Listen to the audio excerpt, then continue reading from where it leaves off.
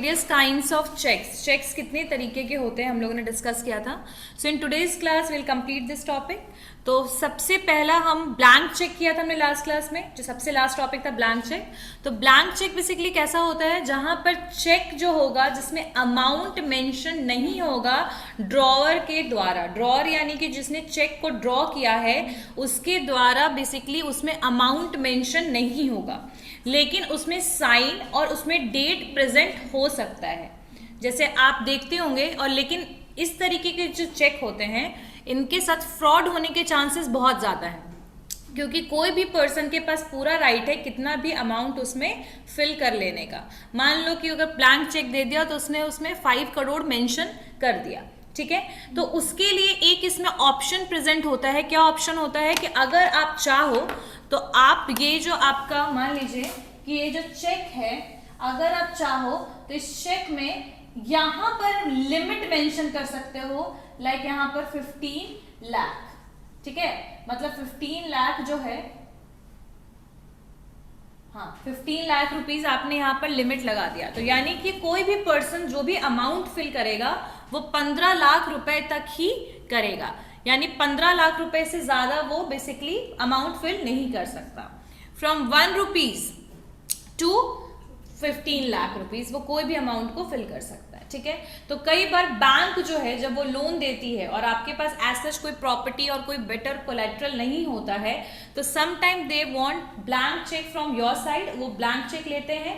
लेकिन अगर आपने 15 लाख का लोन दिया है तो उसमें आप लिमिट लगा दीजिएगा 15 लाख, क्योंकि 15 लाख आपने लोन लिया है तो 15 लाख से ज्यादा मतलब एक लिमिट लगा दिया, या फिर ज्यादा से ज्यादा अगर आपने 20 लाख लगा दिया इंटरेस्ट वगैरह लेकर के भी मान लीजिए, है ना, तो आप उसमें क्या लगा दीजिएगा, लिमिट लगा दीजिएगा।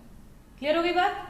चलिए next point, post dated cheque. As the name is suggesting, post dated cheque वो चेक होता है जिसको ड्रॉ तो आप पहले कर लेते हो, यानी कि ड्रॉअर के द्वारा उस चेक को बेसिकली लिखना, अमाउंट लिखना, किसके नाम पे आप चेक है, सारे डिटेल्स आप पहले फिल कर लेते हो। लेकिन जो इसमें आप डेट डालोगे वो आगे की डेट डालोगे, यानी कि अगर मान लो कि आज क्या है, डेट है आज 19 अक्टूबर, तो आज मैंने उस चेक को ड्रॉ कर लिया, यानी उस चेक को लिख लिया, ठीक है। लेकिन उसमें जो मैं डेट डाल रही हूं वो मैं डाल रही हूं 1 महीने बाद का 19 नवंबर का।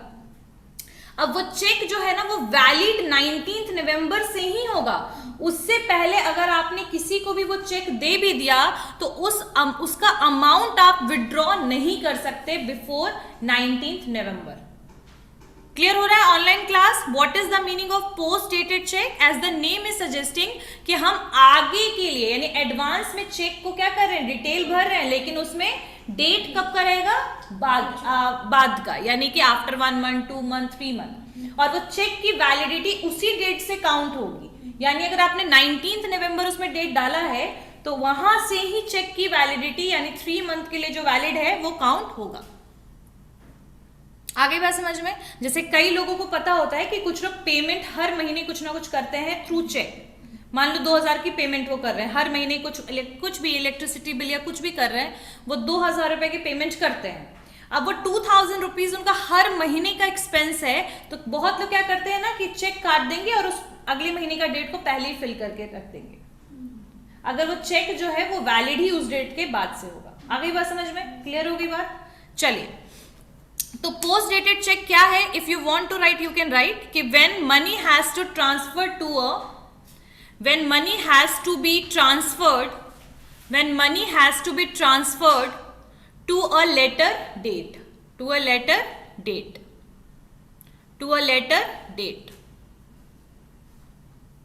ठीक है, to a later date। Clear हो गई बात सबको। सेकेंड, तो ये पोस्ट डेटेड चेक का रीजन यही होगा कि जब आपको 1-2 महीने के बाद पेमेंट करना है या फिर आपको अगले महीने पेमेंट करना है, लेकिन आप एक प्रॉपरली अरेंज करना चाहते हैं चेक को पहले ही, कि हाँ चलो एक प्रॉपर नहीं होता, एक सिस्टम होता है जब हम पहले मेंटेन कर ले चेक को, ताकि आगे चल के चेक काटने में दिक्कत ना आए, ठीक है।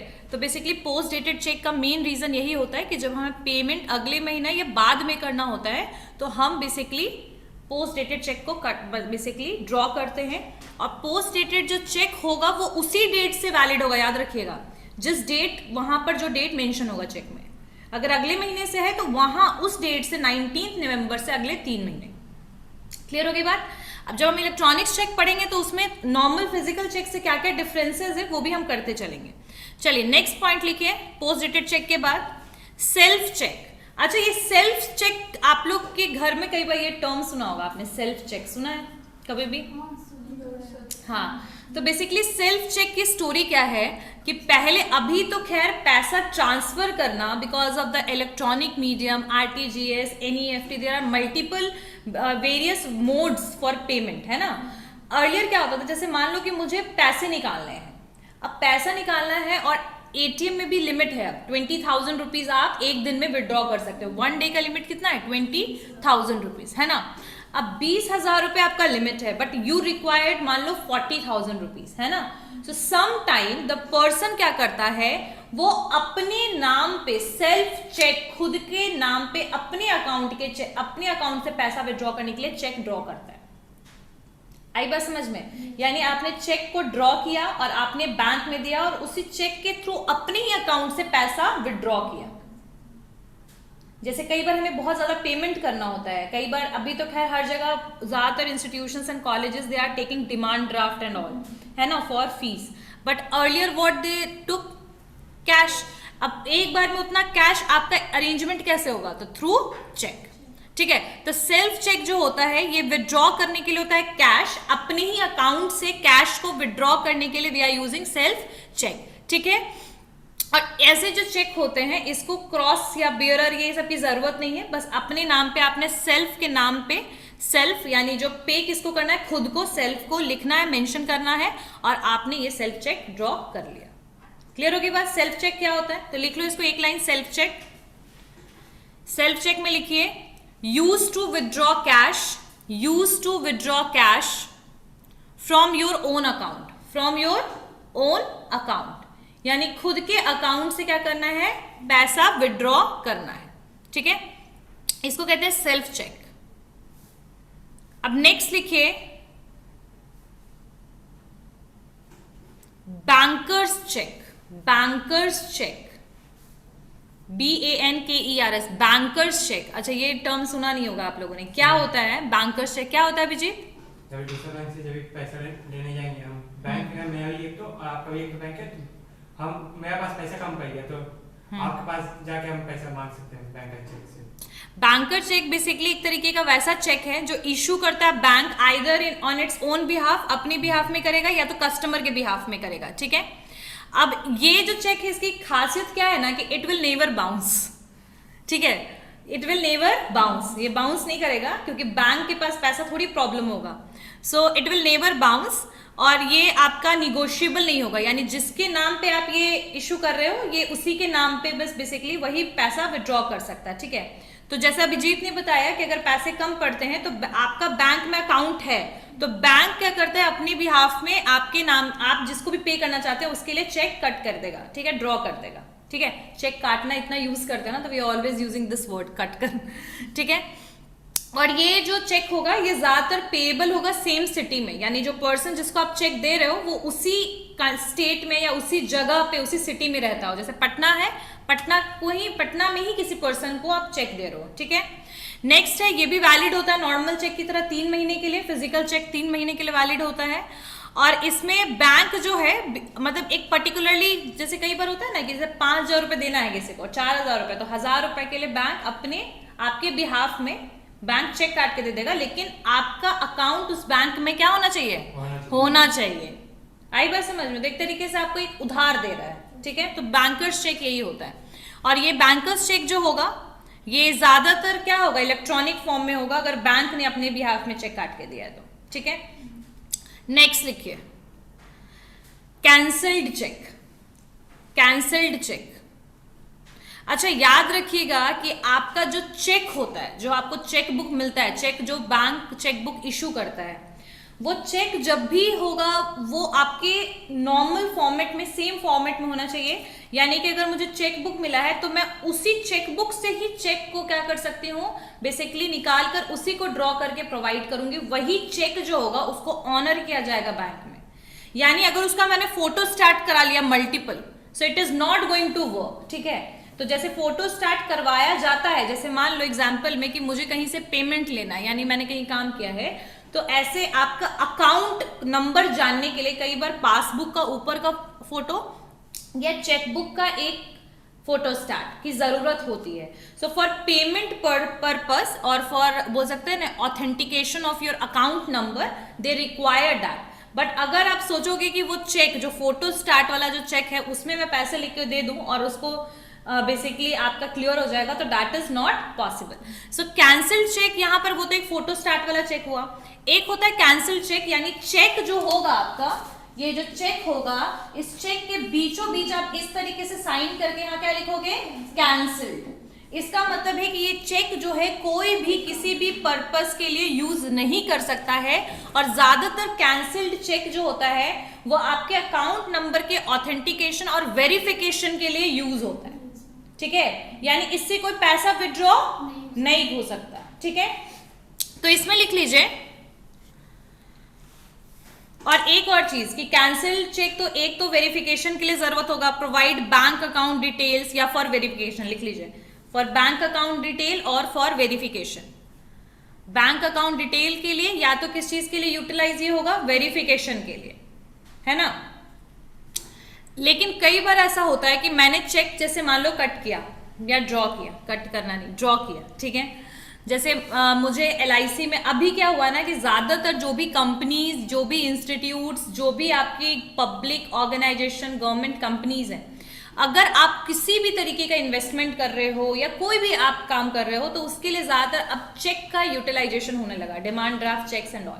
ठीक है, आप अब कैश में बेसिकली ट्रांजेक्शन्स नहीं कर सकते हो, अब मना हो चुका है. और जैसे मान लो मैंने LIC में इन्वेस्टमेंट किया 20,000 रुपीज़ का, मुझे एक प्रीमियम पे करना है 1 साल का, तो मुझे 20,000 रुपये पे करना है. अब वो 20,000 रुपीज़ जो पे करना है वो मेरे ही अकाउंट, क्योंकि मेरे नाम पे है, और अगर आप 18+ हो, ठीक है, तो आपको अपने ही अकाउंट से चेक कट करके देना पड़ेगा, यानी आपके नाम पे चेकबुक इशू होना चाहिए, है ना. तो अब जैसे मैंने चेक काटा, मैंने उसमें अमाउंट गलत लिख दिया, मान लो लिख दिया 20,000 की जगह पे 2,000, है ना. अब वो चेक तो गलत हो गया, अब they are not going to accept it. अगर इवन 20,000 की जगह पे 19,999 भी होता ना तो वो भी गलत हो जाता.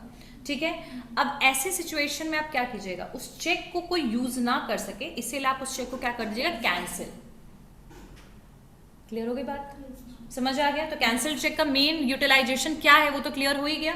Either for giving someone banks detail verification के लिए, या तो अगर कोई एरर हो जाता है तो उसके केस में हम कोई मिसयूज ना कर पाए हमारे चेक को, तो हम उसको क्या कर देते हैं, कैंसिल.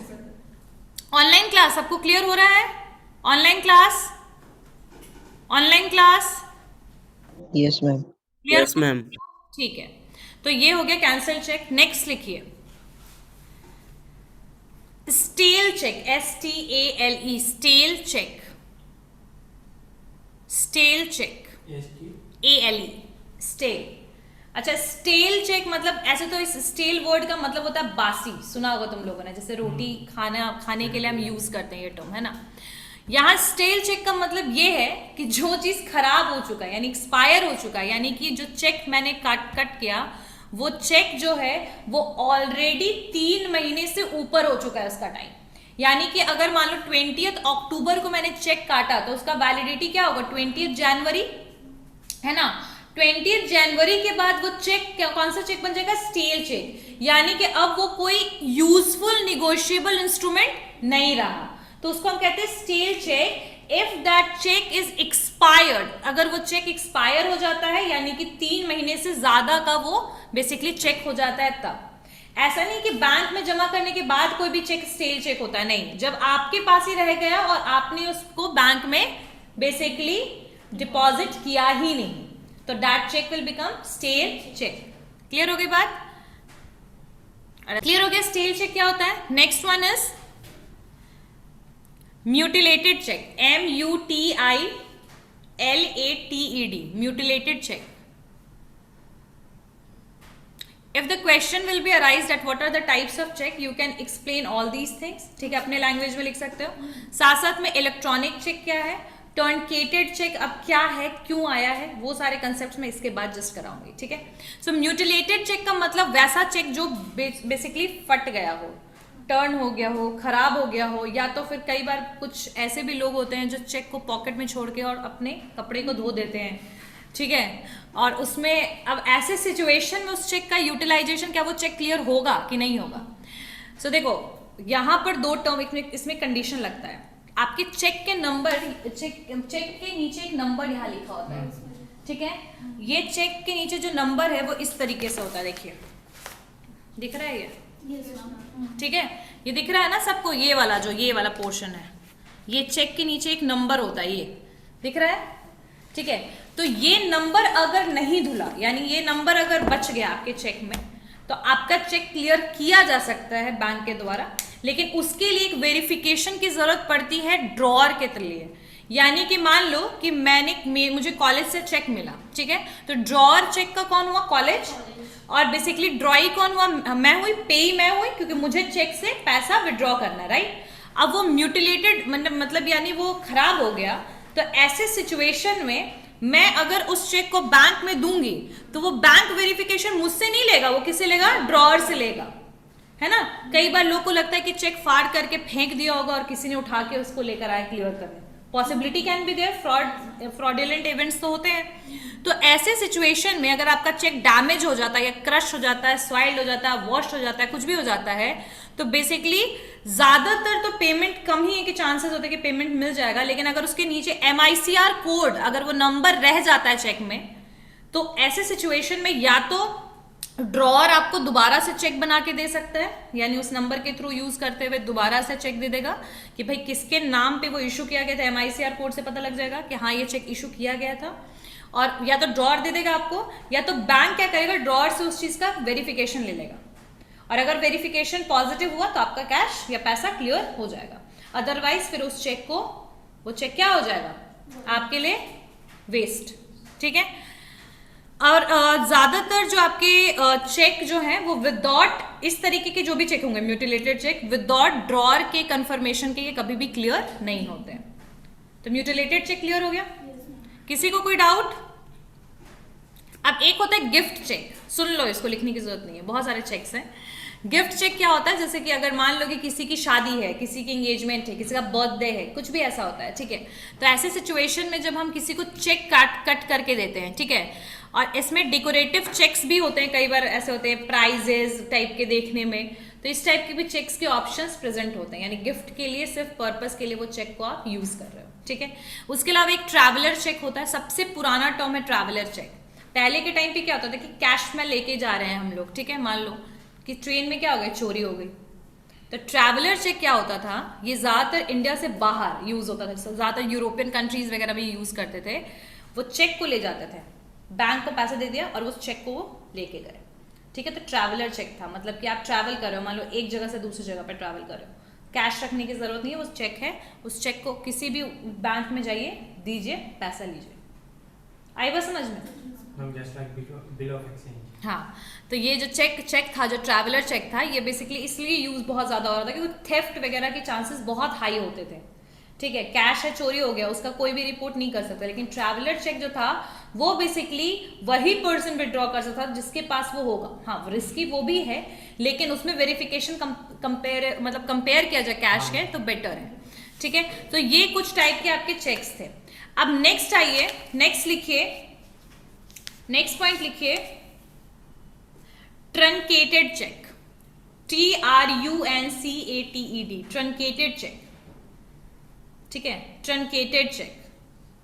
अच्छा, ट्रंकेशन का मतलब होता क्या है, द पॉइंट इज, ट्रंकेशन का मतलब क्या होता है कि इसका मतलब है कि आप अब फिजिकल चेक के जगह पे अब आप डिजिट, ये इलेक्ट्रॉनिक्स चेक पे क्या हो गए, डिपेंडेंट हो रहे हैं, ठीक है। तो ट्रंकेशन चेक, कई बार इसी को हम टर्म यूज करते हैं इलेक्ट्रॉनिक चेक के लिए, ठीक है। अच्छा, इससे पहले दो और टर्म है, उसको पहले थोड़ा देखते हैं। MICR कोड करते हैं थोड़ा, और IFSC करते हैं, फिर उसको कराती हूँ। लिखिए,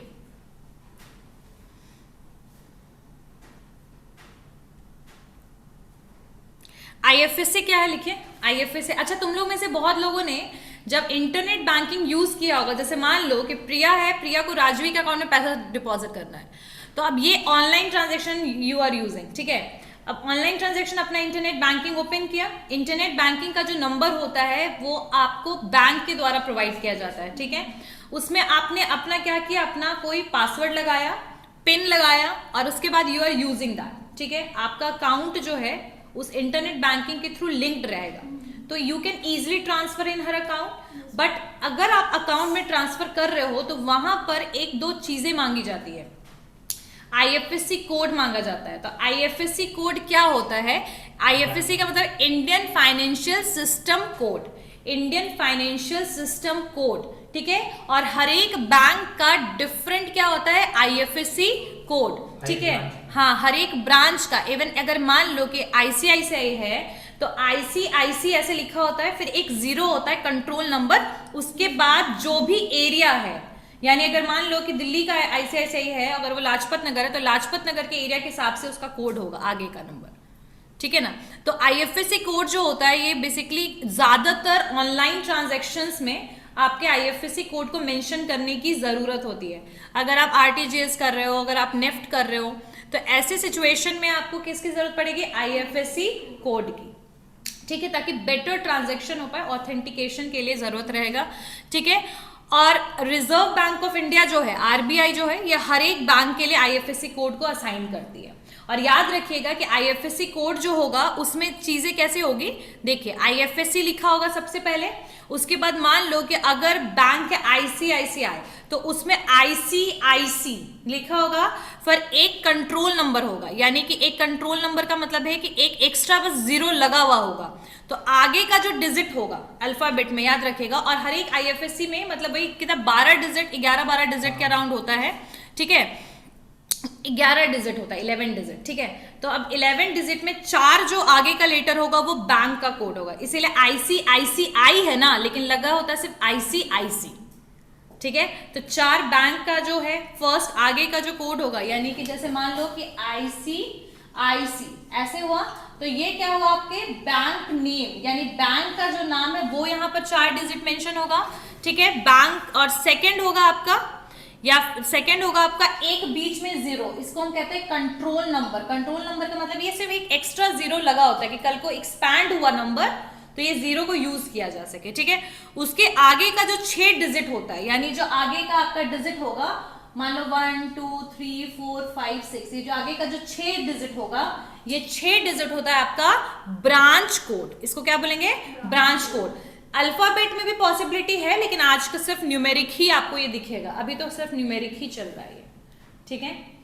तो ये क्लियर हो गया IFSC कोड क्या होता है, ठीक है। और IFSC कोड क्यों जरूरत होता है, ये ज्यादातर ऑनलाइन ट्रांजैक्शन के लिए रिक्वायर्ड होता है। क्लियर हो गई बात। नेक्स्ट पॉइंट, MICR आपके बुक में भी गिवन है MICR। MICR क्या होता है, ठीक है, इसको लिखिए magnetic ink character recognition, magnetic ink character recognition, magnetic ink character recognition, ठीक है, मैग्नेटिक इंक कैरेक्टर रिकॉग्निशन लिख लिया। अब ये बेसिकली किस चीज के लिए यूज होता है, ये MICR कोड आपको दिखेगा ज्यादातर किसमें, चेक में नीचे लिखा होता है, MICR कोड होता है। मैग्नेटिक इंक होता है, आप लोगों ने कभी चेक को क्लियर होते हुए नहीं देखा होगा, लेकिन जब चेक बॉक्स में आप चेक डालते हो उसके बाद उसको क्लियर करने से पहले उसको MICR कोड के थ्रू वेरीफाई किया जाता है। MICR जो कोड होता है उसमें आपके कैसे डिजिट होते हैं, देखिए MICR जो होगा बीच इसमें होगा लगभग, देखो 3 3 6 3 9 डिजिट का MICR कोड होगा, और वो जो 9 डिजिट होगा वो उसमें पहला जो 3 डिजिट होगा, फर्स्ट जो 3 डिजिट होगा वो होगा आपका सिटी कोड। क्या होगा वो, सिटी कोड, ठीक है। सेकंड आपका जो होगा वो होगा आपका थर्ड, जो 3 आगे का जो डिजिट होगा, सिटी कोड मतलब जो शहर का कोड है, ठीक है। मान लो कि अगर कोई चेन्नई है तो उसमें हो सकता है कि 600 लिखा हो, 600 वहां का कोड जैसा होगा उस हिसाब से आपका कोडिंग दिया रहेगा, ठीक है। तो आपका यहाँ पर जो 3 डिजिट फर्स्ट होगा MICR कोड में, MICR कोड बीच में होता है, देखो ऐसे होगा, यहाँ पर होगा MICR कोड, यानी कि चेक देखो अगर तुम लोग, तो यहाँ पर ये जो है ना, ये है MICR कोड, ये ये वाला है बीच वाला, ये जो बीच में दिया हुआ है देखिए ध्यान से, ये जो बीच में है, मैं आगे की ये 6 डिजिट की बात नहीं कर रही हूँ, ये बीच में जो 9 डिजिट है, 9 डिजिट, ये MICR कोड है, ये वाला सिर्फ ये दिख रहा होगा, सिर्फ ये वाला जहां पर मेरा हाथ है, उंगली है वहीं पर देखिए, सिर्फ ये है, ठीक है। अब ध्यान दीजिएगा इसको, आगे की 6 डिजिट क्या है वो भी बताऊंगी, लेकिन MICR जो कोड होगा इसमें जो 9 डिजिट का MICR कोड होगा बीचों बीच, ठीक है, बिल्कुल बीच में। अब वो क्या होगा, 3 डिजिट होगा आपका सिटी कोड, यानी जो जिस शहर का आपका है, ठीक है, जिस शहर में आपका अकाउंट है बेसिकली उसी के थ्रू तो आप चेक बेसिकली इशू करोगे, चेक किसी को ड्रॉ करके दोगे। थर्ड होगा बैंक कोड, पहला 3 जो होगा वो क्या होगा, सिटी कोड। MICR मान लीजिए ये है 9 8 5 1 2 3 और मान लो कि कुछ भी है 7 8 2। I am just taking example, सिर्फ एग्जांपल, ये कहीं किसी स्टेट और किसी सिटी का ये कोड कुछ भी नहीं है, देखिएगा। अब ये जो 9 डिजिट है उसमें से ये जो 3 डिजिट होगा ये क्या होगा, सिटी कोड, ठीक है। बाकी का जो ये 3 डिजिट होगा वो क्या होगा, बैंक कोड, ठीक है। और बाकी जो 3 डिजिट बच गया वो क्या होगा, बेसिकली आपका ब्रांच कोड। ये क्या होगा, ब्रांच कोड। ब्रांच का मतलब जहां पर वो आपका ब्रांच है, मान लीजिए कि पटना है, पटना में आपका एग्जीबिशन रोड में ब्रांच होगा, बेली रोड में ब्रांच होगा, राजा बाजार में ब्रांच होगा, तो branch can be very of the same bank, अलग अलग जगह पे हो सकता है। तो सबसे लास्ट का जो 3 डिजिट होगा ये ब्रांच का कोड बताएगा, उस ब्रांच का कोड। बीच का 3 डिजिट बैंक का कोड, यानी जो बैंक है, कोई भी बैंक हो, bank of Maharashtra, bank of India, state bank of India, कुछ भी, ठीक है। और पहला जो 3 कोड होगा दैट इज सिटी कोड, ठीक है। अब ये तो हो गया MICR के बारे में। इसके अलावा अब जो चेक होता है, जो, हाँ अभिषेक बोलो बेटा। मैम मेरे सामने भी मेरे पासबुक है, हाँ, उसमें आप स्टार्टिंग का उसमें जो सबसे पहला जो कोड होता है 6 डिजिट का, यानी कि जो आगे का सबसे पहला जो 6 डिजिट है, यानी कि ये है, देख लीजिए पूरा अच्छे से फिर से बता देती हूँ। देखो जो ये है आपका, ये यहाँ पर जो है दिख रहा है सबको, ये वाला जो 6 डिजिट है इसको हम कहते हैं चेक नंबर। ये कौन सा नंबर होता है, ये चेक का नंबर, ठीक है। फर्स्ट 3 डिजिट जो हो गया वो क्या होगा आपका, चेक नंबर। क्लियर हो गई बात। सेकंड जो आपका होगा 3 डिजिट वो होगा सिटी कोड, ठीक है। उसके बाद जो 3 नंबर होगा वो होगा बैंक कोड, और सबसे लास्ट में जो होगा वो क्या होगा, ब्रांच कोड। मुझे फोटो जरा क्लिक करके भेजना एक बार, क्या नाम है, अभिषेक, ठीक है, then I will clear you. और उसके अलावा कई बार कुछ और भी नंबर जो होते हैं MICR कोड के अलावा भी दिए होते हैं, लेकिन जो मेन पर्पस होता है MICR कोड का वो क्या होता है कि फास्टली वेरिफिकेशन हो और कोई भी फ्रॉड ना हो। एक ऑथेंटिकेशन के लिए आजकल बेसिकली MICR कोड को क्या किया जाता है, यूज किया जाता है, ठीक है। याद रखिएगा कि जो MICR कोड है वो चेक में सबसे इंपॉर्टेंट बेसिकली फीचर है। कभी भी याद रखिएगा कि आप जो भी आपके पास चेक है MICR वाले, उस चेक को बहुत एक्सट्रीम फोल्ड ना कीजिए, ठीक है। उसके अलावा आप उसमें पिंस और स्टेपल्स आप MICR कोड के पास मत लगाइए, क्योंकि मैग्नेटिक इंक के थ्रू होता है वो। अगर वो उसने वेरीफाई नहीं किया तो आपका चेक क्लियर नहीं होगा, ठीक है। जो भी रबर स्टैम्प या कुछ भी अगर आपको लगाना है तो वो MICR कोड के ऊपर, MICR कोड में कोई भी चीज एक्स्ट्रा आपको नहीं लगाना है। तो MICR समझ में आया कि वो वेरिफिकेशन के लिए यूज होता है, magnetic ink recognition code, characteristic, हाँ कैरेक्टर्स कोड, ठीक है। ये MIC, हाँ रिकॉग्निशन, ओके। IFSC के साथ वो मैच हो गया थोड़ा, ठीक है। तो IFSC क्या होता है, इंडियन फाइनेंशियल सिस्टम कोड, ठीक है। सेकेंड MICR क्या हो गया, magnetic ink characters recognition. Clear हो गई बात, सबको क्लियर हो रहा है जितने भी टर्म्स बता रही हूं मैं। चलिए नेक्स्ट, अब आते हैं हम थोड़ा सा ड्राफ्ट की तरफ। ड्राफ्ट क्या होता है, what is the meaning of draft. जो चेक नंबर होता है, जो आगे का जो 6 डिजिट होगा, that will be very, that will be change, ठीक है। बट वो IFSC कोड से मैच नहीं कर रहा है, लेकिन वो वैसा कोड होता है जो बेसिकली चेक के लिए होता है। आईएफएससी जो है वो ज्यादातर आपके 11 डिजिट का होता है। कितने डिजिट का होता है? 11 डिजिट का। 11 डिजिट का होता है आईएफएससी कोड। एमआईसीआर कोड होता है 9 डिजिट का। कितने डिजिट का होता है एमआईसीआर? 9 डिजिट। और जो आपका आईएफएससी कोड होता है वो ऑनलाइन ट्रांजैक्शन, जैसे मान लो कि तुमने, अगर आपको मान लीजिए आरटीजीएस करना है, नेफ्ट करना है, किसी को पैसा भेजना है, नेफ्ट वगैरह क्या चीज होता है, बल्क में जब आपको पेमेंट करना होता है तो नेफ्ट को हम यूज करते हैं, ठीक है। कॉर्पोरेट वर्ल्ड में बहुत यूज होता है। तो नेफ्ट जो है, एनईएफटी या आरटीजीएस करना है तो आईएफएससी कोड जो है वो हर एक बैंक का अलग अलग कोड होता है। वो वेरीफाई करता है कि आपका भाई ये जगह का फलना बैंक है। क्लियर हो गई बात? तो ये होता है आईएफएससी कोड। और आईएफएससी कोड होता है 11 डिजिट का, 11 डिजिट का होता है, जिसमें से जो 4 आगे का डिजिट होगा, मतलब 11 में से जो सबसे आगे का 4 डिजिट होगा वो होता है बैंक कोड। वो क्या होता है? Bank code. जो बीच में एक 0 होता है वो कंट्रोल नंबर होता है, बस उसका कोई यूज नहीं है, वो कंट्रोल नंबर होता है, ठीक है। बीच में एक 0 और इधर के जो 6 डिजिट होते हैं ब्रांच कोड होता है वो, ठीक है। तो ये 11 डिजिट से बना क्या? IFSC code. क्लियर होगी बात? और जो एमआईसीआर होता है, मैग्नेटिक इंक कैरेक्टर्स रिकॉग्निशन, जो आपका कोड है वो चेक में सबसे नीचे वाले पोर्शन में होता है, सबसे नीचे वाले एरिया में होगा। चेक बुक में जो चेक होता है, एक एक चेक की मैं बात कर रही हूं, जो चेक आप ड्रॉ करके दोगे, ठीक है, वो चेक में नीचे के पोर्शन में होता है आपका एमआईसीआर कोड, ठीक है। तो एमआईसीआर कोड जो होता है वो 9 डिजिट का होता है, लेकिन 9 डिजिट से पहले भी 6 डिजिट होता है। वो 6 डिजिट होता है आपका चेक नंबर। वो 6 डिजिट क्या होता है आपका? Cheque number. बाकी आगे के जो 9 डिजिट हैं वो है आपका एमआईसीआर कोड। एमआईसीआर कोड जो होगा उसके आगे के जो 3 डिजिट हैं वो आपका होता है सिटी कोड।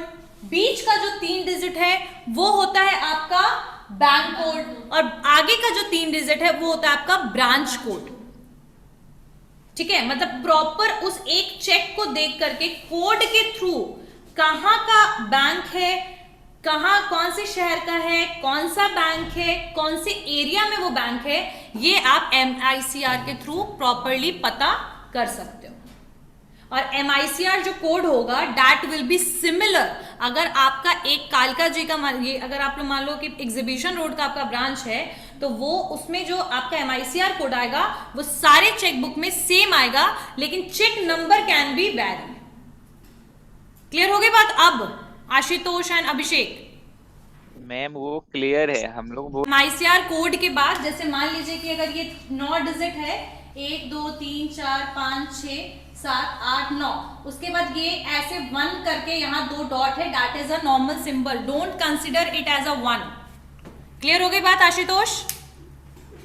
Yes ma'am.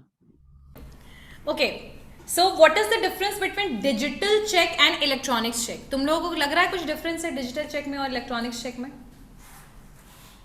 नाम से कैसा लग रहा है? डिजिटल चेक, इलेक्ट्रॉनिक्स चेक, कोई डिफरेंस नहीं लग रहा ना, दोनों ही इलेक्ट्रॉनिक फॉर्म के लग रहे हैं। सो डिजिटल चेक क्या होता है? जैसे आपने कभी कोई फिजिकल चेक है आपके पास, जैसे अभी आशुतोष के पास एसबीआई का चेक था, तो उसने उसका फोटो क्लिक किया, उसने उसको पीडीएफ में कन्वर्ट किया और उसको वो ट्राई ऑनलाइन कोशिश करेगा फिल करने का, मतलब online if he will try, ठीक है, टू फिल, या फिर उसने फिल कर लिया चेक को और उसने फोटो क्लिक किया और उसने कहीं ऑनलाइन अपलोड किया, तो उसको हम कहेंगे डिजिटल चेक। क्या बोलेंगे उसको?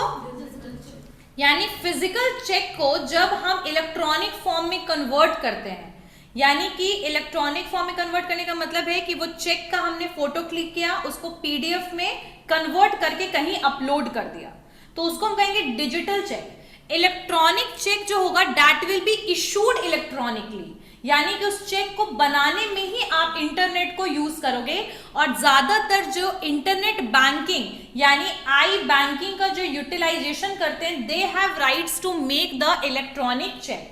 जैसे मान लो कि प्रिया और राजवी दोनों ट्रांजैक्शन, प्रिया को राजवी को पेमेंट करना है, अब इसके पास आईसीआईसीआई का अकाउंट है, internet banking she is using, तो she will basically generate a e cheque, electronic cheque, इसको वहां पर ऑप्शन मिलेगा, उसको ये ओपन करेगी, इलेक्ट्रॉनिक चेक को फिल करने के बाद you are going to use the digital signature as well, यानी जो उसमें सिग्नेचर होगा वो कौन सा होगा, digital signature she is going to use. उसके बाद उस चेक को पीडीएफ के फॉर्म में ऑटोमेटिकली कन्वर्ट करने के बाद she is going to send that electronically to Rajvi, यानी कि यहाँ फिजिकल चेक का कोई बेसिकली काम है ही नहीं इलेक्ट्रॉनिक चेक में। अब उसको इसने पीडीएफ फॉर्म में कर लिया, वैलिड है वो चेक, वैलिड चेक होता है वो। अब इसने उस चेक को कहां सेंड किया, राजवी को, थ्रू ईमेल, थ्रू व्हाट्सएप इसने चेक कर दिया। अब चेक बेसिकली भेज दिया। अब वो क्या करेगी, उस चेक को कैसे कहां डिपॉजिट करेगी, द क्वेश्चन इज कि now where she is going to deposit that electronic cheque. So ये क्या करेगी, ये भी लॉग इन करेगी इंटरनेट बैंकिंग में अपना, मतलब जो भी ट्रांजेक्शन होगा दोनों के पास इंटरनेट बैंकिंग की सुविधा क्या होनी चाहिए, उपलब्ध होनी चाहिए, यानी कि वो रिक्वायरमेंट है। अब अपने उस चेक को she is going to upload it in her internet banking account, वहां पर जाके अपलोड का वहां पर ऑप्शन आएगा इलेक्ट्रॉनिक चेक अपलोड करने का, वहां पर उसको जाके क्या करेगी, अपलोड करेगी और फिर चेक क्लियर होकर के इसके अकाउंट में पैसा आ जाएगा। तो इसको कहते हैं इलेक्ट्रॉनिक चेक। डिजिटल चेक का मतलब होता है कि फिजिकली चेक को कट किया, साइन वाइन करके, फोटो क्लिक करके उसको कहीं अपलोड करने का काम है। तो बेसिकली डिजिटल चेक ज्यादा क्लियरेंस के काम नहीं आएगा, वही आपका कहीं वेरिफिकेशन या कुछ ऐसा कभी हुआ, हाँ, और होता है कई जगह पे डिजिटल चेक को वेरीफाई करके क्लियर किया जाता है। मतलब इन शॉर्ट कह सकते हैं डिजिटल चेक इज द, बोल सकते हैं सिर्फ फिजिकल चेक को कन्वर्ट कर देना डिजिटली और फिर उसको अपलोड करना, ठीक है। और सेकेंड जो है, जो इलेक्ट्रॉनिक चेक है उसमें जो इशू होगा वो भी इलेक्ट्रॉनिकली होगा, डिपॉजिट इलेक्ट्रॉनिकली होगा और क्लियरेंस भी इलेक्ट्रॉनिकली आ जाएगा। क्लियर हो गई बात, समझ में आया, डन। अच्छा, डिमांड ड्राफ्ट भी मैं करवाने वाली थी। अब डिमांड ड्राफ्ट क्या होता है सुन लीजिए, अभी लिखवा दूंगी नेक्स्ट क्लास में ये सब चीजों में पॉइंट्स बहुत सारे लिखने हैं कि इलेक्ट्रॉनिक चेक्स कैसे इशू कर सकता है, कौन कर सकता है, क्या क्या उसमें कंडीशंस होते हैं। हाँ, इलेक्ट्रॉनिक चेक्स फिजिकल चेक्स में चेक से डिफरेंट कैसे है कि electronic cheques are valid for 6 month. Electronic cheques कितने महीने के लिए वैलिड होता है, 6 मंथ के लिए, जिसको ई चेक्स कहते हैं, वो 6 महीने के लिए होता है। लेकिन physical cheque is valid for 3 month. Even banker cheques are also valid for 3 month. तो डिजिटल चेक भी 3 मंथ होगा, हाँ, digital cheque is also for 3 month but electronic cheque is for 6 month, ठीक है। अब डिमांड ड्राफ्ट क्या होता है, ध्यान दीजिएगा, डिमांड ड्राफ्ट क्या होता है। तो डिमांड ड्राफ्ट जो है, डिमांड ड्राफ्ट क्या होता है कि डिमांड ड्राफ्ट जो है वो जैसे चेक बहुत ओल्डर कंसेप्ट है, वैसे डिमांड ड्राफ्ट का भी कंसेप्ट पुराना है। डिमांड ड्राफ्ट और चेक में एक डिफरेंस है कि चेक आप पेमेंट के बिफोर इशू करना, मतलब कि जैसे मान लो कि राजवी और प्रिया के बीच में जो ट्रांजेक्शन चल रहा था कि इसको पैसा देना है राजवी को, तो इसने चेक कट करके दे दिया, यानी कि यहाँ पर चेक कट करने के लिए इसके अकाउंट होना चाहिए उस बैंक में, यानी एसबीआई का चेक ये तभी इशू कर सकती है, एसबीआई के चेक इसको तभी मिलेगा भी, इशू भी करेगा बैंक जब इसका अकाउंट उसमें होगा। लेकिन डिमांड ड्राफ्ट के लिए अकाउंट का होना जरूरी नहीं है। यानी if you have cash 10,000 rupees मान लीजिए कैश है और आपको डिमांड ड्राफ्ट बनाना है मान लीजिए किसी कॉलेज के नाम पे, तो ऐसे सिचुएशन में बस आपको उस पर्टिकुलर बैंक में जाना है, पैसा देना है और डिमांड ड्राफ्ट बन के आ जाएगा। अब डिमांड ड्राफ्ट कभी बाउंस नहीं कर सकता है क्योंकि ऑलरेडी पेमेंट करने के बाद ही डिमांड ड्राफ्ट बनेगा, लेकिन चेक में ये चीज नहीं है, दैट कैन बी बाउंस, ठीक है। तो ज्यादातर जो डिमांड ड्राफ्ट होगा इलेक्ट्रॉनिकली उसको क्या कहता है, बनाया जाता है। और जैसे कि आपका चेक जो होता है that is bearer as well, bearer का मतलब है कि कोई भी बियर करेगा तो वो भी पैसा कई बार विड्रॉ कर सकता है, आपका कैश भी विड्रॉ कर सकता है, किसके थ्रू, चेक के थ्रू। लेकिन डिमांड ड्राफ्ट में जिस पर्सन को आपको पे करना है सिर्फ वही पर्सन के अकाउंट में वो पैसा जाएगा, यानी कि चेक में ऑप्शंस आर अवेलेबल कि कैश में भी विड्रॉ कर सकते हो, बियरर भी चेक हो सकता है, ऑर्डर चेक भी हो सकता है, लेकिन that possibility is not in the demand draft. तो डिमांड ड्राफ्ट इलेक्ट्रॉनिकली बनाया जा सकता है, अगर आपका अकाउंट नहीं है तो भी बनाया जा सकता है, निगोशिएबल इंस्ट्रूमेंट ये होता है, ये भी लीगल होता है, और जिसके नाम पर है ये, मतलब कंपैरेटिवली टू चेक जो है demand draft is more safe, ठीक है, safest and we can say secure, ठीक है, लेकिन वही है कि कन्वीनियंस नहीं है, आप चेक को कभी भी किसी भी टाइम पे ड्रॉ कर सकते हो, बट डिमांड ड्राफ्ट आप तभी ले सकते हो, और वो किसके द्वारा बनता है, बैंक के द्वारा। चेक जो है ड्रॉ किसके द्वारा होता है, इंडिविजुअल के द्वारा, कंपनी के द्वारा, किसी पर्सन के द्वारा, ठीक है। लेकिन जो आपका डिमांड ड्राफ्ट होगा that can be only drawn by bank. आपके बिहाफ में कौन ड्रॉ कर रहा है, बैंकर, और उसके लिए आप पेमेंट उनको क्या करो, दे रहे हो। क्लियर हो गया बात? तो डिमांड ड्राफ्ट क्या है, समझ में आया सबको? क्लियर हो गया डिमांड ड्राफ्ट क्या है? ऑनलाइन क्लास क्लियर हो गया डिमांड ड्राफ्ट। नेक्स्ट क्लास में इलेक्ट्रॉनिक चेक्स क्या है वो पूरा अच्छे से कर लेंगे हम, कैसे विड्रॉ, कैसे ड्रॉ कर सकते हैं, कैसे क्या क्या चीजें इलेक्ट्रॉनिक चेक्स में हमें ध्यान देना चाहिए, क्या क्या डिटेल की जरूरत पड़ेगी, डॉक्यूमेंट की जरूरत पड़ेगी चेक को ड्रॉ करने में, ठीक है। तो ये सारी चीजें करेंगे। और ऑनर ऑफ चेक और डिसऑनर ऑफ चेक, क्या क्या कंडीशंस है, क्या क्या ग्राउंड्स बनाए गए हैं प्रोटेक्शन के लिए चेक क्या, ठीक है। तो ये सारी चीजें हम लोग नेक्स्ट क्लास में कर लेंगे, ठीक है। प्रोमिसरी नोट और बिल ऑफ एक्सचेंज का डिफरेंस सबको समझ में आया यहाँ तक? MICR clear, IFSC clear, types of cheques clear, ठीक है। Anyone have any doubt? अभी मैं उन लोगों को अभी भी चेक में डाउट करूँ। चेक में डाउट, चलो